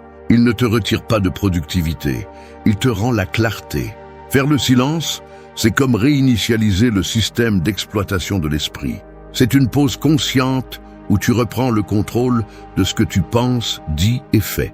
En le pratiquant avec constance, tu remarqueras comment ton esprit cesse de réagir à chaque stimulus. Les mots offensants ne blessent plus autant, les problèmes ne semblent plus si grands et les décisions coulent plus naturellement. Parce que le silence n'éteint pas seulement le bruit externe, il baisse aussi le volume de l'interne. Souviens-toi de ceci. Le bruit du monde ne disparaîtra jamais, mais tu peux apprendre à te déplacer au milieu de lui sans te perdre. Le silence est ton bouclier invisible, ton espace sacré, ton moment pour revenir à toi. Consacre-lui quelques minutes chaque jour et tu découvriras qu'il n'y a pas de plus grande force que celle de celui qui peut rester calme quand tout autour crie. Parce que dans cet instant de silence, l'esprit ne s'éteint pas, il s'ordonne. Et quand l'esprit s'ordonne, tout le reste commence à avoir du sens. 2. Écris ce que tu penses pour libérer ton esprit. L'esprit est comme une pièce fermée, pleine de papiers éparpillés sur le sol. Chaque papier est une pensée que tu n'as pas traitée, une préoccupation que tu as gardée, une idée que tu n'as jamais lâchée. Tu essaies de marcher entre eux, mais tu trébuches encore et encore. Écrire, c'est ouvrir les fenêtres de cette pièce et laisser entrer l'air. C'est mettre de l'ordre dans le chaos invisible que tu portes en toi. Quand tu écris, tu ne fais pas quelque chose de trivial. Tu libères du poids mental. Beaucoup sous-estiment le pouvoir de l'écriture parce qu'ils pensent qu'il s'agit simplement de mettre des mots sur un papier, mais en réalité, c'est un acte de nettoyage mental. Les neurosciences expliquent que l'écriture de ce que tu ressens active des zones du cerveau liées à la régulation émotionnelle. C'est comme si, en traduisant les pensées en mots, le cerveau comprenait qu'il n'a plus besoin de les garder en rotation. C'est pourquoi, après avoir écrit, on se sent soulagé. Ce n'est pas de la magie, c'est de la science. La philosophie stoïcienne pratiquait déjà cette discipline bien avant l'existence de la psychologie moderne. Marc Aurèle écrivait chaque nuit, non pas pour être rappelé, mais pour se comprendre. Ses écrits étaient sa façon de dialoguer avec lui-même, d'identifier ses faiblesses et de les transformer en sagesse. Et tu peux faire la même chose. Tu n'as pas besoin d'être écrivain, tu as besoin d'être honnête. Prends un cahier, écris sans filtre, sans chercher des phrases parfaites. Tu ne le fais pas pour publier, tu le fais pour libérer. Écrire ce que tu penses est comme vider un verre qui est sur le point de déborder. Tu ne peux pas te remplir de clarté si tu continues à accumuler des pensées non traitées. Quand tu les mets sur papier, quelque chose change. La peur devient plus petite, la colère se dissout, la confusion prend forme. Écrire est une façon de t'observer de l'extérieur, de voir ce que ton esprit essaie de te cacher quand tu penses sans t'arrêter. Fais-le à ta manière. Tu peux écrire chaque matin ce qui te préoccupe ou chaque soir ce dont tu es reconnaissant. Tu peux écrire des listes, des phrases lâches ou simplement te défouler. L'important n'est pas le format, mais l'intention. Ne cherche pas un sens à chaque mot. Le sens apparaît quand tu les laisses couler. Si tu sens que tu n'as pas le temps, rappelle-toi que quelques minutes suffisent pour vider l'esprit. La différence entre un esprit surchargé et un esprit calme peut se trouver dans une simple feuille écrite. Parfois, nous croyons que penser beaucoup nous rend plus conscients, mais ce qui nous rend vraiment libres, c'est de penser clairement, et cela ne peut être réalisé qu'en éliminant ce qui gêne. Quand tu n'écris pas, les pensées s'accumulent, se répètent et se déforment. Quand tu les écris, tu les observes à distance, et tu peux te répondre avec plus de rationalité. Écrire n'élimine pas les problèmes, mais t'aide à les comprendre sans qu'ils te dévorent. L'écriture est une forme de thérapie silencieuse, un espace où personne ne t'interrompt, où tu n'as pas besoin de prétendre que tu vas bien. C'est l'endroit où ton esprit se dénude et peut se reposer. Parce que tant que tu continues à tout porter à l'intérieur, tu continueras à te sentir épuisé. En revanche, lorsque tu le lâches sur le papier, l'esprit respire et se renouvelle. Pense à ceci. Chaque mot écrit est une charge de moins que tu portes. Chaque phrase que tu libères, c'est une pensée qui cesse d'occuper de l'espace. Tu n'as pas besoin d'écrire bien, tu as besoin d'écrire avec vérité. Et quand tu le fais, sans t'en rendre compte, tu entraînes ton esprit à vivre avec plus de légèreté. Écrire n'est pas une habitude banale, c'est une forme de paix. Parce que celui qui s'écrit, s'écoute, et celui qui s'écoute commence à guérir. 3. Calme ton esprit en faisant quelque chose avec tes mains. L'esprit a besoin de mouvement, mais pas n'importe quel mouvement. Le corps est sa meilleure ancre, son rappel que tu es ici, dans le présent, non piégé dans des pensées qui te tirent vers le passé ou l'avenir. Quand les mains travaillent, l'esprit se repose. C'est comme si, en lui donnant une tâche physique, le cerveau lâchait le poids de ce qu'il ne peut pas résoudre. C'est pourquoi les activités simples, manuelles, presque insignifiantes, sont parfois celles qui guérissent le plus. Cuisiner, dessiner, réparer quelque chose, planter une graine ou simplement nettoyer une pièce peuvent devenir des exercices d'attention pure. Nous vivons à une époque où tout est numérique, où les doigts ne touchent que des écrans et où les mains ne créent plus, elles glissent seulement. Mais le cerveau n'a pas été fait pour autant de stimulation sans contact réel. Les neurosciences ont montré que l'utilisation des mains active des régions du cerveau liées au calme et à la concentration, les mêmes qui s'éteignent lorsque tu te perds dans des pensées répétitives. En d'autres termes, lorsque tu fais quelque chose avec tes mains, tu dis à ton esprit de se reposer. Les stoïciens comprenaient ce principe, bien qu'ils ne l'expliquaient pas en termes scientifiques. Ils savaient que le corps était un outil pour entraîner l'esprit. Épictète, qui est né esclave et est devenu un sage, disait que ce qui importe n'est pas ce qui se passe, mais ce que tu fais avec ce qui se passe. Et se faire n'est pas toujours penser davantage. Parfois, c'est agir simplement, canaliser l'énergie dans quelque chose de tangible. Lorsque tu te sens submergé, au lieu de chercher à te distraire avec un écran, occupe tes mains. Répare quelque chose que tu as remis à plus tard, cuisine calmement, écris une lettre, lave la vaisselle sans te presser. Peu importe l'activité, ce qui compte, c'est la présence. C'est là que la magie opère. Lorsque tes mains bougent, ton esprit s'aligne sur le présent et l'anxiété perd de sa force. Il y a quelque chose de profondément humain à créer ou à bouger les mains de manière consciente. C'est un langage que le corps comprend mieux que les mots. Au moment où tu formes quelque chose avec tes mains, tu formes aussi tes pensées. Le cerveau interprète ce mouvement comme un signal de contrôle et de stabilité. C'est pourquoi, après avoir accompli une tâche physique, tu ressens un ordre mental. Ce n'est pas un hasard, c'est une connexion. Le problème de beaucoup est qu'ils cherchent la paix mentale uniquement à partir de la tête, ignorant que le corps pense aussi, traite aussi, libère aussi. Tu ne peux pas calmer l'esprit sans impliquer le corps. Chaque action simple devient une méditation active lorsque tu la fais avec présence. Et pendant que tes mains travaillent, le bruit interne s'éteint sans que tu aies à lutter contre lui.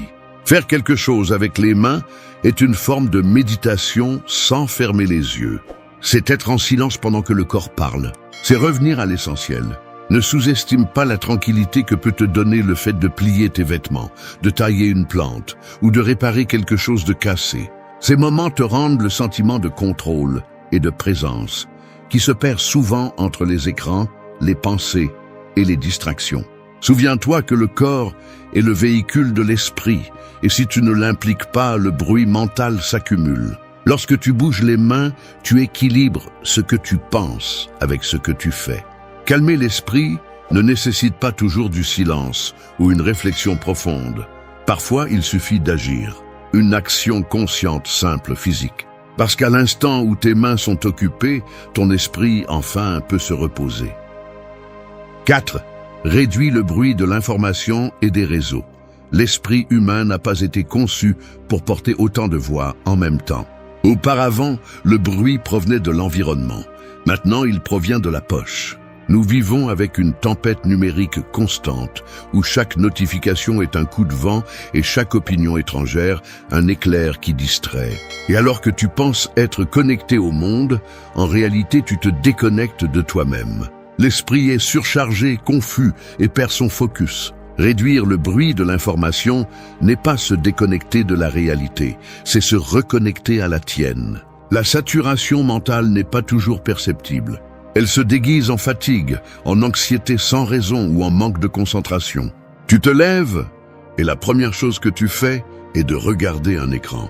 Avant d'écouter ta propre pensée, tu écoutes déjà des centaines d'autres. Chaque nouvelle, chaque commentaire, chaque image impacte ton cerveau qui essaie de traiter plus qu'il ne peut. Les neurosciences expliquent que l'excès d'informations active les mêmes circuits cérébraux qui sont déclenchés en cas de danger. En d'autres termes, ton corps est en alerte sans raison. C'est pourquoi tu finis épuisé même sans avoir fait d'efforts physiques. Les stoïciens mettaient déjà en garde contre le danger de laisser le monde envahir ton esprit. Sénèque disait que celui qui se disperse en trop de choses perd le pouvoir de diriger sa vie. Aujourd'hui, ce conseil est plus urgent que jamais. Tu ne peux pas être calme si ton esprit appartient aux notifications. La sérénité nécessite des limites, même avec l'information. Tu n'as pas besoin de tout savoir. Tu as besoin de savoir ce qui te construit. Il ne s'agit pas d'ignorer le monde. Il s'agit de ne pas se laisser emporter. Commence par quelque chose de simple. Établis des moments sans écran. Laisse ton esprit s'habituer au silence de l'information. Ne vérifie pas les réseaux dès que tu te réveilles. Laisse ta voix être la première que tu entends chaque jour. Filtre ce que tu consommes. Tout ce qui brille n'est pas de la connaissance. Demande-toi avant de lire ou de regarder quelque chose. Est-ce que cela m'apporte ou me contamine? Si cela ne te rend pas plus clair, plus calme ou plus sage, cela ne vaut probablement pas ton attention. Réduire le bruit de l'information est aussi un acte de respect envers toi-même. C'est mettre une limite au monde pour protéger ton espace mental. Dans un univers où tout le monde veut parler, apprendre à écouter moins devient une forme de pouvoir. Chaque fois que tu choisis le silence numérique, tu récupères de l'énergie et de la clarté. Tu remarqueras comment ton cerveau commence à se détendre, comment tes pensées coulent sans interférence. Ce qui t'agitait avant commence à te sembler sans importance. Parce qu'une grande partie du stress que tu ressens n'est pas le tien, il est emprunté au bruit externe. Quand tu contrôles ce qui entre dans ton esprit, tu contrôles ta paix. Il ne s'agit pas de te déconnecter pour toujours, mais d'utiliser la technologie sans qu'elle ne t'utilise. Le problème n'est pas l'appareil, mais le manque de discipline mentale. Si chaque minute libre est remplie de contenu étranger, tu te voles l'espace dont ton esprit a besoin pour penser par lui-même. Et un esprit qui n'a pas d'espace pour penser cesse de créer, cesse de réfléchir, cesse de vivre avec intention. Réduire le bruit est un acte de courage. C'est dire assez dans un monde qui exige ton attention constante. C'est décider que ton esprit ne sera pas une poubelle d'informations, mais un jardin que tu choisis de cultiver. Quand tu réussiras à filtrer le bruit, tu découvriras quelque chose de puissant. Le silence ne t'isole pas, il te centre. Parce que la clarté n'apparaît pas quand tu en sais plus. Elle apparaît quand tu arrêtes d'écouter autant. 5. Laisser certaines idées rester sans résolution. L'esprit humain ressemble à un mécanicien qui ne supporte pas de laisser une pièce détachée. Dès qu'il perçoit quelque chose d'incomplet, il se précipite pour le réparer, même s'il n'a pas les outils ni le temps. C'est ainsi que nous finissons par nous épuiser, essayant de conclure chaque pensée, de comprendre chaque émotion, de résoudre chaque doute. Mais certaines choses n'ont pas besoin de réponse immédiate. La tranquillité d'esprit ne vient pas de la clarté totale, mais de l'acceptation que certaines idées doivent rester en silence jusqu'à ce que l'esprit soit prêt à les comprendre. Le cerveau cherche à boucler les boucles, c'est dans sa nature. Les scientifiques appellent cela l'effet Zeigarnik, cette tendance du cerveau à garder ouvertes les tâches inachevées. Cependant, lorsque tout est perçu comme une tâche en attente, le résultat est l'épuisement mental. Vous essayez de résoudre le passé, de prévoir l'avenir, d'expliquer ce que vous ressentez, d'anticiper ce que les autres pensent. Vous finissez par être prisonnier de vos propres interprétations. Apprendre à laisser certaines idées flotter sans direction est une forme de liberté. Les stoïciens l'entendaient de manière pratique. Épictète enseignait que se soucier de ce que l'on ne peut contrôler est un gaspillage d'énergie vitale. Et dans l'esprit, cela signifie apprendre à ne pas forcer la clarté. Vous n'avez pas besoin de comprendre chaque pensée. Vous avez juste besoin de l'observer. Parfois, la confusion n'est pas un problème à résoudre, mais une phase du processus de croissance. Si l'esprit était un jardin, certaines graines auraient besoin d'obscurité avant de fleurir. Laisser quelque chose sans résolution n'est pas abandonner, c'est faire confiance. C'est reconnaître que l'esprit a aussi besoin de pause pour traiter. Les neurosciences ont démontré que les moments de repos mental permettent au cerveau de réorganiser l'information et de générer des solutions créatives. Lorsque vous lâchez l'obsession de comprendre, l'inconscient continue de travailler pour vous. Soudain, sans effort, la réponse apparaît, claire et simple, au moment le moins attendu. Toute pensée ne mérite pas votre attention immédiate. Chaque doute ne mérite pas d'être disséqué. Parfois, la sérénité consiste à laisser la pensée passer sans l'attraper. Lorsque vous le faites, vous remarquez que beaucoup de vos préoccupations n'étaient que du bruit déguisé en importance. Il n'y a rien de plus libérateur que de regarder une idée sans avoir besoin de l'expliquer. L'obsession de tout résoudre est un reflet de la peur du vide. Nous voulons contrôler chaque sensation parce que nous craignons de faire face au silence qui reste lorsque nous lâchons prise. Mais l'esprit ne guérit pas avec des réponses, il guérit avec de l'espace. Au lieu de remplir chaque vide, permettez-vous de ne pas savoir. Vous n'avez pas besoin d'avoir une clarté sur tout ce que vous ressentez, ni une explication pour chaque décision passée. La maturité mentale arrive lorsque vous pouvez regarder une question et dire « je ne sais pas encore ». Et c'est bien. Cette acceptation est le pouvoir. C'est la maîtrise d'un esprit qui ne se noie plus dans le besoin de tout comprendre. C'est savoir que la vie ne vous doit pas d'explication et que la sagesse arrive lorsque le temps et l'expérience le permettent. Laisser quelque chose sans résolution est une forme de respect pour votre propre processus.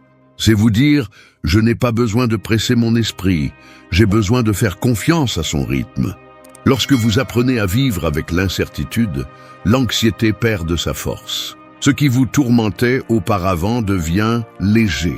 Vous découvrez que beaucoup de choses que vous vouliez résoudre ne nécessitaient pas d'action, mais de la patience. Parce que toutes les portes ne s'ouvrent pas de force. Certaines s'ouvrent lorsque vous apprenez à attendre. 6. Et un espace juste pour être au calme. L'esprit a besoin d'un refuge du monde, tout comme le corps a besoin de repos. Si tu es entouré de bruit, d'obligations et de stimuli toute la journée, tu finis par penser que vivre en alerte est normal. Mais ce n'est pas le cas. Le calme n'arrive pas par hasard, il se construit. C'est pourquoi tu as besoin d'un espace, physique ou symbolique, où ton esprit comprend qu'il peut baisser la garde. Un lieu qui n'est pas rempli d'exigences ou d'écran, mais de silence et de présence. Il n'a pas besoin d'être grand ou spécial. Il peut être un coin de ta chambre, une chaise près de la fenêtre ou un parc où tu te sens en paix. L'important est que cet espace soit ton rappel que tout dans la vie n'exige pas d'action. La philosophie stoïcienne enseignait que le sage ne fuit pas le monde, mais ne se laisse pas non plus consumer par lui. Cet équilibre s'entraîne en créant des pauses, des espaces où l'âme respire sans être observée. Les neurosciences confirment que l'environnement façonne l'état mental. Un environnement ordonné, silencieux et simple réduit la production de cortisol, l'hormone du stress. En revanche, un environnement saturé d'objets, de lumière et de sons maintient le cerveau en mode défense. C'est pourquoi, lorsque tu entres dans un lieu calme, tu ressens un soulagement immédiat. Le corps comprend qu'il peut se détendre et l'esprit le suit. Créer un espace de calme n'est pas un luxe, c'est une hygiène mentale. Beaucoup confondent productivité avec bien-être. Ils pensent que se reposer est une perte de temps, alors qu'en réalité, c'est le moment où l'énergie est restaurée et ensuite transformée en action. Tu ne peux pas penser clairement si tu ne t'arrêtes jamais. Les stoïciens le savaient, le repos n'est pas de la paresse, c'est une stratégie. Un esprit fatigué ne raisonne pas, il réagit seulement. Quelques minutes de silence dans ton refuge quotidien peuvent faire la différence entre agir avec sagesse ou impulsivement. Dans cet espace de calme, il n'est pas nécessaire de faire quoi que ce soit. Ne médite pas si tu ne le souhaites pas, ne lis pas, ne planifie pas. Assieds-toi simplement et laisse le silence te réconforter de l'intérieur. Au début, cela peut sembler inconfortable, surtout si tu es habitué à la stimulation constante. Mais si tu restes là, peu à peu ton esprit comprendra qu'il n'a pas besoin d'être occupé pour avoir de la valeur. Ce moment deviendra une ancre, un lieu mental auquel tu pourras revenir même lorsque le monde deviendra chaotique. Ton espace de calme peut aussi être symbolique. Il peut s'agir d'une routine courte, comme préparer du café en silence ou marcher sans écouteurs. Ce sont des actes simples qui disent au cerveau « Maintenant, nous nous reposons ». Et plus tu répètes ce rituel, plus vite ton esprit entrera dans un état de sérénité. Il ne s'agit pas de fuir le bruit, mais de t'apprendre à construire ton propre silence au milieu de celui-ci. Lorsque tu fais de cet espace une habitude, tu commences à remarquer des changements subtils. Les jours ne semblent pas si lourds. Les décisions ne sont pas prises à la hâte. Les émotions ne te gouvernent pas aussi facilement. Non pas parce que les problèmes disparaissent, mais parce que tu as maintenant un refuge interne auquel revenir. Le calme devient ton terrain naturel, pas une exception. Rappelle-toi ceci. L'esprit a besoin d'un endroit où il n'a pas besoin d'être fort, où il n'a pas besoin de penser à quoi que ce soit, où il peut simplement exister. Tu ne trouves pas cet espace, tu le crées. C'est le terrain où la clarté fleurit, où les soucis se dissolvent et où tu te rappelles que vivre n'est pas synonyme d'être occupé. Crée ce refuge, prends-en soin et visite-le chaque jour. Parce que celui qui n'a pas d'endroit pour se calmer finit par le chercher au mauvais endroit. 7. Apprenez à dire « c'est fini » et à lâcher prise. Il arrive un moment où continuer à penser à la même chose devient une forme de punition. L'esprit s'accroche à ce qu'il ne peut pas changer, comme une main qui serre une corde jusqu'à saigner sans comprendre que la douleur ne s'arrête que lorsqu'elle lâche prise. Dire « c'est fini » ne signifie pas abandonner, cela signifie accepter que l'insistance est aussi fatigante. Cela signifie comprendre que l'énergie mentale est limitée et que tout ne mérite pas de continuer à vivre dans votre tête. Lâcher prise est un acte de maturité, de sagesse et de respect envers soi-même. Le cerveau a tendance à s'accrocher aux pensées non résolues parce qu'il cherche à clore des histoires. Mais souvent, ce que vous essayez de fermer ne dépend pas de vous. Répéter le passé ne fait que renforcer le schéma de souffrance. Les neurosciences ont démontré que revivre mentalement une expérience active les mêmes zones cérébrales que lorsqu'elle s'est produite pour la première fois. En d'autres termes, chaque fois que vous revenez à ce qui a déjà eu lieu, votre corps le ressent à nouveau. C'est pourquoi lâcher prise n'est pas un geste symbolique, c'est une façon de guérir biologiquement. Les stoïciens l'ont bien compris. Marc Aurèle écrivait que le poids des choses ne réside pas dans les faits, mais dans la façon dont nous les maintenons dans notre esprit. S'accrocher à quelque chose qui est déjà terminé est une forme d'esclavage émotionnel. La liberté mentale commence lorsque vous acceptez que tout ne mérite pas un second regard. Parfois, la véritable force réside dans le fait de faire un pas en arrière, de respirer et de dire « c'est fini, j'ai appris ce qu'il fallait et je continue ». On n'apprend pas à lâcher prise en théorie, on s'entraîne à le faire dans la pratique quotidienne. Commencez par les petites choses. Arrêtez de relire d'anciennes conversations, arrêtez d'analyser ce que vous avez dit, arrêtez d'imaginer des scénarios qui ne se produiront jamais. Chaque fois que vous choisissez de ne pas revenir sur la même chose, vous enseignez à votre esprit à faire confiance au présent. Et lorsque vous y parvenez, vous ressentez une véritable légèreté, celle qui arrive lorsque vous arrêtez de lutter contre ce qui ne peut pas être changé. La plupart des gens ont peur de lâcher prise parce qu'ils confondent le détachement avec l'indifférence. Mais lâcher prise n'est pas oublier, c'est libérer. Ce n'est pas nier ce qui s'est passé, c'est arrêter de le porter. Le stoïcisme enseigne que rien d'extérieur ne doit avoir de pouvoir sur votre paix intérieure. Dire « c'est fini », c'est vous rappeler que votre bien-être ne peut pas dépendre de ce que vous ne contrôlez pas. C'est un acte de pouvoir silencieux, une façon de prendre le contrôle de votre esprit lorsque la vie ne se passe pas comme vous l'espériez. Au début, cela fera mal, parce que lâcher prise fait toujours mal. Mais cette douleur est le prix de la liberté. Vous ne pouvez pas avancer si vous restez attaché à ce qui est déjà parti. Lorsque vous apprenez à dire « c'est fini » avec conviction, l'esprit comprend que le cycle est terminé. Ce qui suit est de l'espace, de la clarté et de la paix. Les neurosciences le confirment. Lâcher prise libère de la dopamine, la substance qui produit une sensation de soulagement et de satisfaction. C'est la chimie de la libération. Dire « c'est fini » est aussi une déclaration de présence. C'est reconnaître que le seul endroit où vous avez du pouvoir est le présent. Que la vie continue, même quand quelque chose ne s'est pas passé comme vous le vouliez. Que tout ce qui se termine n'est pas une perte, parfois c'est une libération déguisée. Chaque fois que vous choisissez de lâcher prise, vous renforcez votre esprit, vous vous rapprochez de la tranquillité et vous vous éloignez de la dépendance émotionnelle. Rappelez-vous ceci. Ce qui vous appartient ne part pas. Ce qui part n'a jamais été à vous. Apprenez à fermer mentalement les portes, sans haine, sans rancune et sans excès d'analyse. Dites simplement « c'est fini » et continuez à marcher. Parce que lorsque vous apprenez à lâcher prise, le passé cesse d'être un fardeau et devient de la sagesse. Et un esprit sage sait quand agir. Et quand simplement laisser aller. 8. Remercie avant de dormir. Chaque nuit, lorsque le monde s'éteint et que le silence remplit la pièce, l'esprit commence à parler.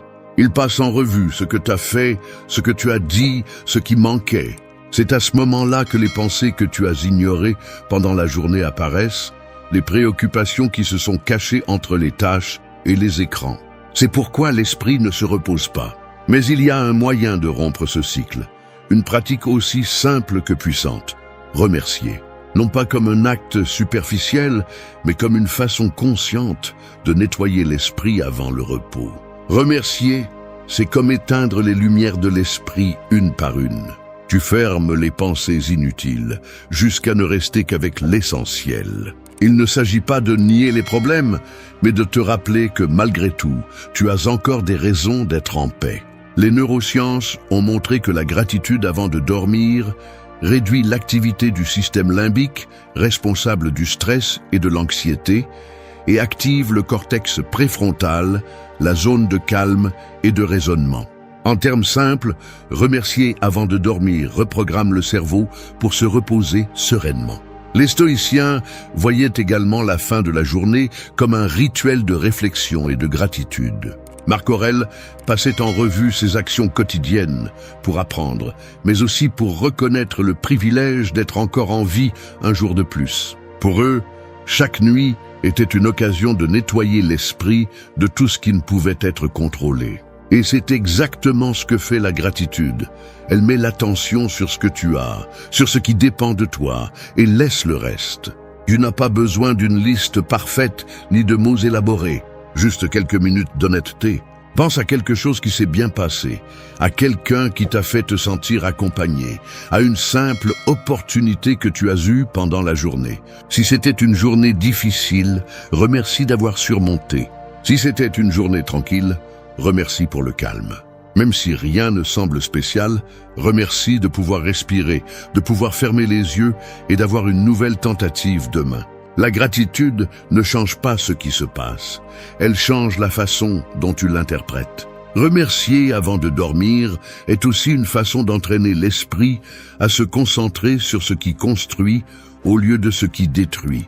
Beaucoup de personnes s'endorment en repassant des erreurs, des conversations ou des peurs. Cela ne fait qu'alimenter l'anxiété nocturne et affaiblit le repos. Lorsque tu remercies, tu changes la direction de la pensée. Tu apprends au cerveau à terminer la journée avec satisfaction au lieu de préoccupation. Et peu à peu, cette habitude commence à changer la façon dont tu te réveilles. Pratiquer la gratitude quotidienne n'est pas de la naïveté, c'est un entraînement mental. C'est regarder la vie avec les yeux de celui qui apprend, pas de celui qui se plaint. Chaque pensée de gratitude est un bouclier contre la négativité que le monde essaie d'imposer. L'esprit reconnaissant ne ignore pas la douleur, mais ne se laisse pas consumer par elle. Il la reconnaît, apprend et continue. Fais de cet acte un rituel. Avant de dormir, ferme les yeux et passe en revue 3 choses pour lesquelles tu ressens de la gratitude. Peu importe si elles sont petites ou grandes. Écris-les si tu peux, ou répète-les simplement en silence. Tu remarqueras que ton corps se détend et que ton esprit s'adoucit. Tu dormiras mieux, mais surtout tu vivras mieux. Parce que chaque nuit où tu remercies, tu libères l'esprit du poids de ce qui est en suspens et tu le prépares pour un nouveau départ. Remercier avant de dormir est, au fond, une déclaration de confiance. C'est te dire à toi-même que, peu importe ce qui s'est passé, il y a encore des raisons de continuer à avoir foi en le chemin. C'est terminer la journée avec la paix, pas avec l'épuisement. Merci d'être resté jusqu'à la fin de la vidéo. Si vous avez tout vu, commentez « Je suis stoïcien » comme notre signe secret, indiquant que vous êtes un véritable apprenant du stoïcisme. N'oubliez pas de vous abonner et de liker la vidéo si elle vous a plu. Rendez-vous dans la prochaine vidéo et rappelez-vous,